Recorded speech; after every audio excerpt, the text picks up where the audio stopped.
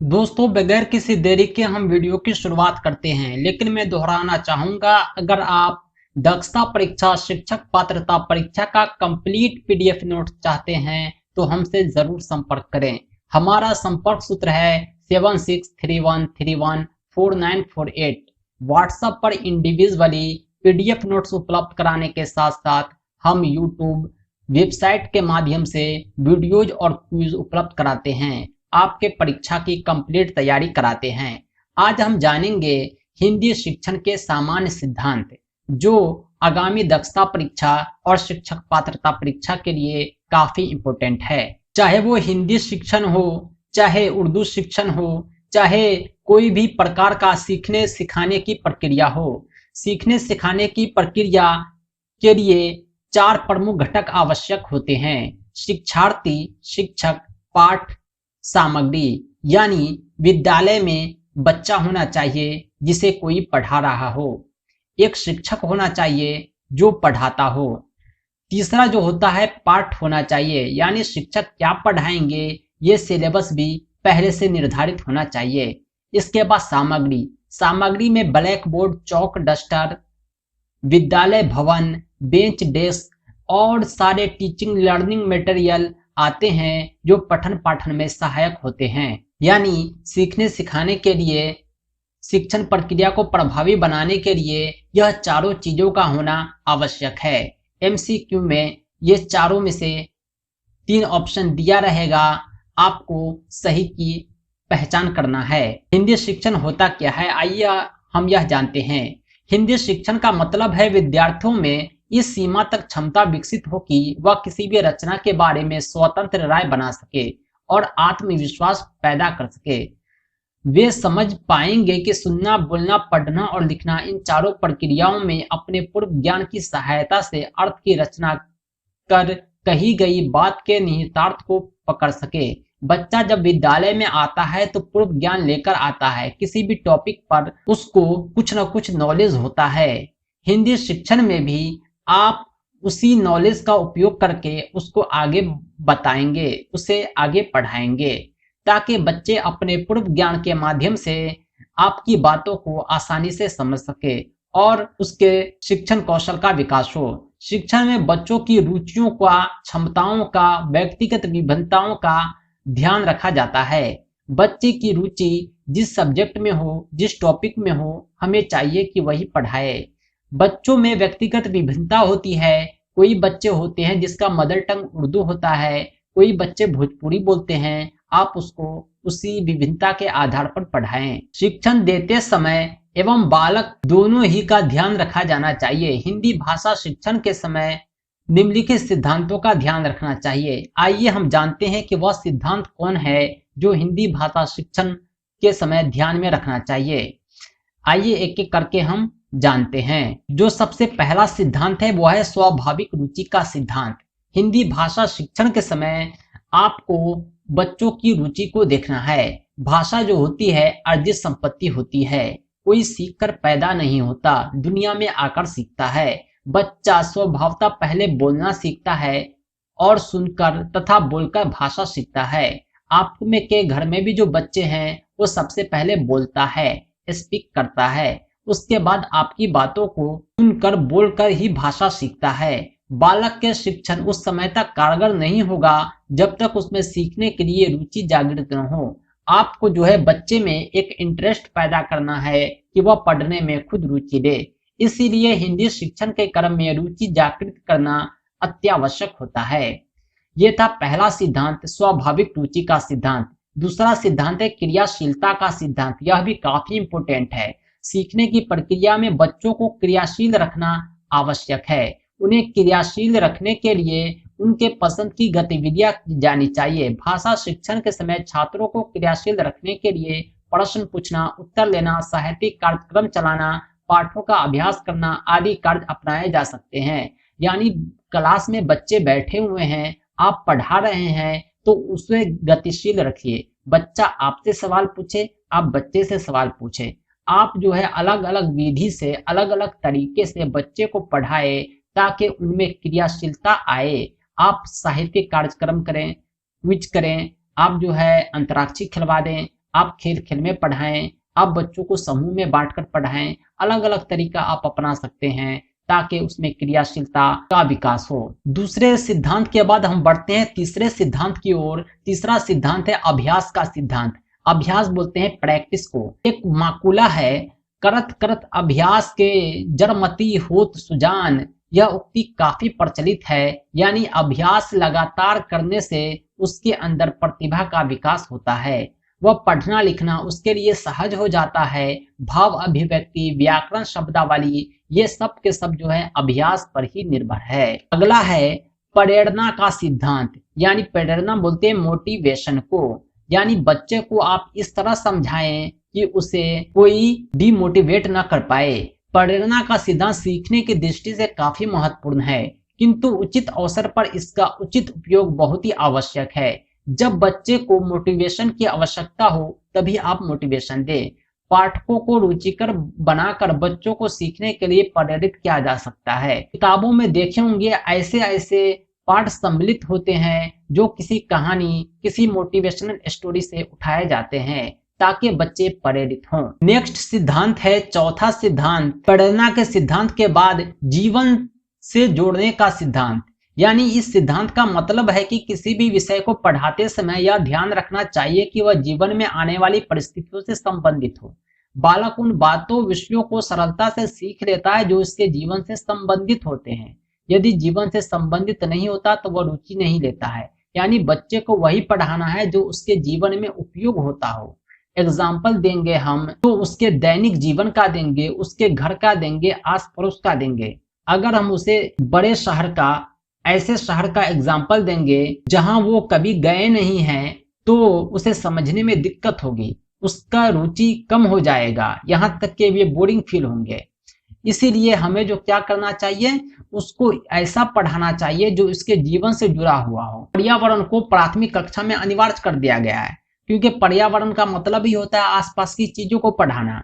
और आप देखे होंगे कि उधर सब्जेक्ट में भी पर्यावरण की तरह ही पाठ उठाए जाते हैं। नेक्स्ट है बाल केंद्रितता का सिद्धांत। बाल केंद्रित का मतलब होता है बालक के अनुसार शिक्षा, यानी शिक्षा का केंद्र जो होगा वो बालक होगा। बालक के स्वभाव को, क्षमता को, रुचि को, स्तर को ध्यान में रखकर शिक्षा प्रदान किया जाता है। इसे ही बाल केंद्रित शिक्षा कहते हैं। यह भी काफी इंपोर्टेंट है। एनसीएफ 2005 में भी इस पर चर्चा हुआ था, इसीलिए आप इसे याद रखेंगे। अभी हम पढ़ रहे हैं हिंदी भाषा शिक्षण के सिद्धांत। अब हम पढ़ने जा रहे हैं शिक्षण सूत्र। शिक्षण सूत्र भी काफी इंपोर्टेंट है, यानी एक फॉर्मूला है जो उपयोगी होता है बच्चे को पढ़ाने के लिए। शिक्षण सूत्र भी बहुत सारे होते हैं, जिसमें कुछ इंपोर्टेंट पर हम चर्चा कर रहे हैं। पहला है ज्ञात से अज्ञात की ओर, यानी हम बच्चे को इस तरह सिखाएंगे कि वह ज्ञात से अज्ञात की ओर बढ़ेंगे। जानी पहचानी चीजों से वह अनजान दुनिया की ओर पहुंच जाएंगे। यानी हम जो ज्ञान प्राप्त है उस पर नए ज्ञान की नींव रखनी चाहिए। कुछ बालक जानते हैं, उसी को उसी आधार बनाकर सिखाना चाहिए। वो सिखाना चाहिए जो वो नहीं जानते हैं। यानी मैंने पहले ही बताया कि बालक विद्यालय आते हैं पूर्व ज्ञान लेकर। उस पूर्व ज्ञान के आधार पर आप उसे नया ज्ञान दीजिए। यही है ज्ञात से अज्ञात, यानी आपने उसे वो सिखाया जो वो नहीं जानते थे और उसके माध्यम से सिखाया जो वो जानते थे। अतः शिक्षक को सबसे पहले बालक के पूर्व ज्ञान की जानकारी प्राप्त करनी चाहिए। जैसे बालक ने गाय को देखा है, उसके बाद उसके बारे में लिखना आसान हो जाएगा कि गाय क्या खाती है, क्योंकि बच्चे के घर में भी हो सकता है गाय हो, अगर घर में नहीं हो तो आस पड़ोस में देखा ही होगा। इस प्रकार वह पूर्व ज्ञान की सहायता से ज्ञात से अज्ञात की ओर बढ़ेंगे। नेक्स्ट है मूर्त से अमूर्त की ओर। मूर्त वह वस्तु होती है जिसे हम देख सकते हैं, छू सकते हैं, और अमूर्त उसे बोलते हैं जिसे हम देख नहीं सकते, छू नहीं सकते। इसलिए ज्ञान का मूल आधार इंद्रियां हैं। अगर नवीन ज्ञान देना है तो आधार मूर्त को ही मानना चाहिए। अगर हम बच्चे को कुछ नया सिखा रहे हैं, उसे अमूर्त से सिखाएंगे जिसे बच्चे देख नहीं रहे हैं, छू नहीं सकते हैं, तो वो क्या सीखेंगे। इसलिए नया ज्ञान देते समय बच्चे को मूर्त उदाहरण देना चाहिए ताकि बच्चे खुद से रिसर्च करें, देखकर, छूकर।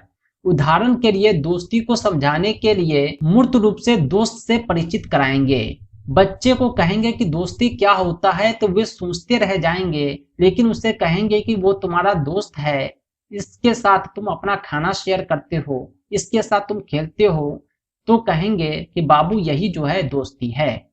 अगला इंपॉर्टेंट है शिक्षण सूत्र, वो है सरल से कठिन की ओर। सरल मन आसान, कठिन मन मुश्किल। हम आसान से मुश्किल की तरफ बढ़ेंगे, सरल से कठिन की तरफ बढ़ेंगे, यही इस शिक्षण सूत्र का उद्देश्य है। बालक को पहले सरल का ज्ञान देना चाहिए, फिर कठिन की ओर बढ़ना चाहिए।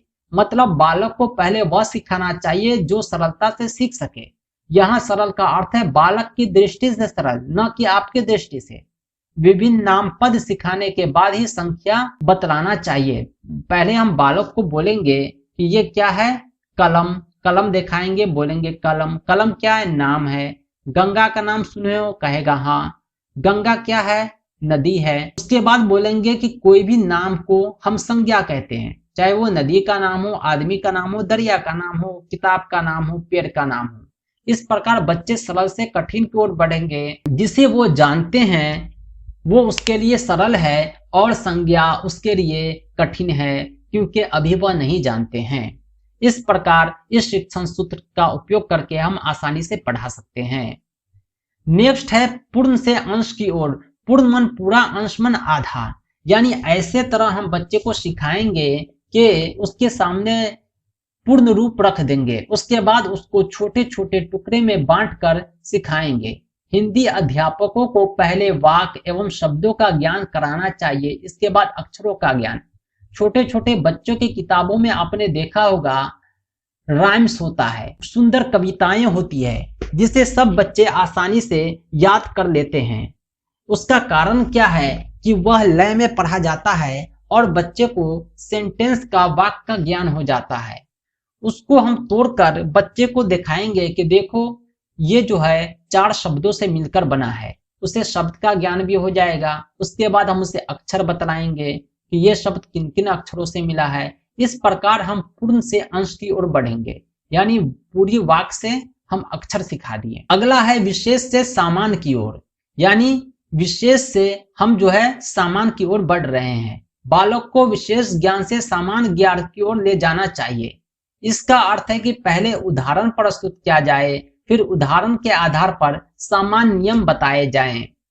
बच्चे को हम बताएंगे गुलाब, गेंदा, चंपा, चमेली आदि फूलों के प्रकार हैं, पर सभी को फूल कह सकते हैं। पहले एक फूल से परिचित कराएं, फिर सभी फूलों से। यानी हम जो है विशेष से सामान्य की ओर बढ़ेंगे। बच्चे को हम एक एक फूल दिखाएंगे कि ये सब क्या होता है, फूल होता है। उसके बाद बच्चे खुद जान जाएंगे कि ये गुलाब है, ये गेंदा है, ये चंपा है, ये चमेली है। फूलों के प्रकार हम उसे सिखाएंगे। अगला शिक्षण सूत्र भी काफी इंपॉर्टेंट है, वो है आगमन से निगमन की ओर। इस सूत्र के अनुसार अनेक उदाहरण देकर नियम निर्धारण किए जाते हैं। व्याकरण पाठ के लिए यह काफी इंपॉर्टेंट है, क्योंकि आगमन निगमन विधि का हमेशा उपयोग होता है। विभिन्न वाक्य लेकर उसके नाम बताने वाले शब्दों को छांटने के लिए कहा जाए, फिर यह पूछा जाए कि यह नाम किस प्रकार का है, क्या यह व्यक्ति का नाम है, स्थान का नाम है, वस्तु का नाम है। उसके बाद बोलेंगे कि ये क्या है, ये संज्ञा है। यानी इस प्रकार हम बच्चे को आसानी से सिखा सकते हैं। यानी उदाहरण के बाद हम नियम बतलाएंगे, बच्चे को बतलाएंगे नाम के बारे में, उसके बाद बतलाएंगे संज्ञा के बारे में। आगमन से निगमन को आपने समझ लिया होगा। दोस्तों ये 2 ही टॉपिक आज हम कवर करेंगे, उसके बाद हम चलते हैं क्वेश्चन आंसर की ओर, जो इसी दोनों टॉपिक से लिए गए हैं, भाषा शिक्षण के सिद्धांत और शिक्षण सूत्र से। पहला क्वेश्चन है मूर्त रूप है, इसमें आपको सही विकल्प चुनना है। दोस्ती, सुगंध, मिठास, फूल, इसमें किसे आप देख सकते हैं? मूर्त उसे कहते हैं जिसे आप देख सकते हैं और छू सकते हैं। दोस्ती को आप छू नहीं सकते, देख नहीं सकते। सुगंध को भी छू नहीं सकते, देख नहीं सकते। मिठास को भी छू नहीं सकते, देख नहीं सकते। लेकिन फूल जो होता है मूर्त रूप होता है, इसे आप आसानी से देख सकते हैं, छू सकते हैं। अगला क्वेश्चन इसका ठीक उल्टा है, अमूर्त रूप है। अमूर्त रूप जिसे आप देख नहीं सकते। दोस्त को देख सकते हैं, फूल को देख सकते हैं, महात्मा बुद्ध को भी देख सकते हैं, लेकिन अहिंसा जो होता है अमूर्त होता है। अहिंसा को देखा नहीं जा सकता। अगला क्वेश्चन है, विशेषण के उदाहरण के आधार पर विशेषण की परिभाषा बताना किस भाषा शिक्षण सूत्र पर आधारित है? आगमन से निगमन की ओर, पूर्ण से अंश की ओर, मूर्त से अमूर्त की ओर, सरल से कठिन की ओर। अभी हमने पढ़ा है उदाहरण के बाद नियम बताए, ये होता है आगमन से निगमन।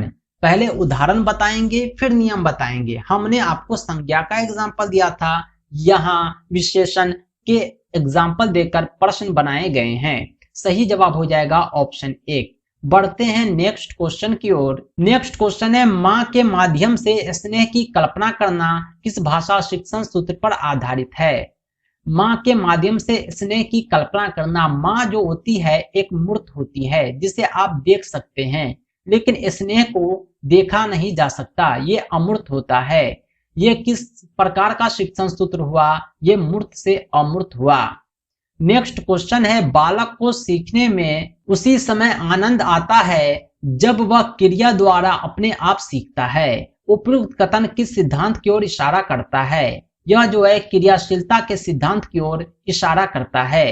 क्रियाशीलता का मतलब ही होता है बालक को क्रिया में रखना ताकि वह आनंद के साथ पठन पाठन करे। नेक्स्ट क्वेश्चन है, भाषा शिक्षण में ध्यान रखना आवश्यक होता है। शिक्षण उद्देश्यपूर्ण हो, रुचि जागृत करने वाला हो, दैनिक जीवन से जुड़ा हो। भाषा शिक्षण के जो सिद्धांत बताए गए हैं उसमें बहुत सारे सिद्धांत थे, ये तीनों भी इंक्लूड था, यानी भाषा शिक्षण का सिद्धांत हो जाएगा उपर्युक्त सभी। सही जवाब हो जाएगा ऑप्शन डी। दोस्तों, इसी में सब्जेक्टिव क्वेश्चन उठाए गए हैं, चर्चा के बिंदु, इस पर आइए हम चर्चा करते हैं। अधिगम शिक्षण प्रक्रिया के प्रमुख घटकों के नाम लिखें। अधिगम शिक्षण प्रक्रिया के प्रमुख घटक कौन कौन होते हैं? अभी हमने आपको बतलाया है अधिगम शिक्षण प्रक्रिया के प्रमुख घटक। आइए हम आपको एक बार फिर दोहराते हैं। अधिगम शिक्षण प्रक्रिया के जो प्रमुख घटक होते हैं वे 4 होते हैं।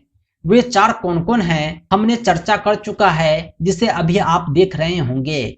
शिक्षार्थी, शिक्षक, पाठ सामग्री, यानी छात्र, शिक्षक और क्या पढ़ाना है की सहायता से पढ़ाना है। ये सब जो हुए अधिगम शिक्षण प्रक्रिया के प्रमुख घटक हैं। अब दूसरा क्वेश्चन है, सीखने की प्रक्रिया में बच्चों को क्रियाशील रखने के लिए किस तरह की गतिविधियां की जानी चाहिए?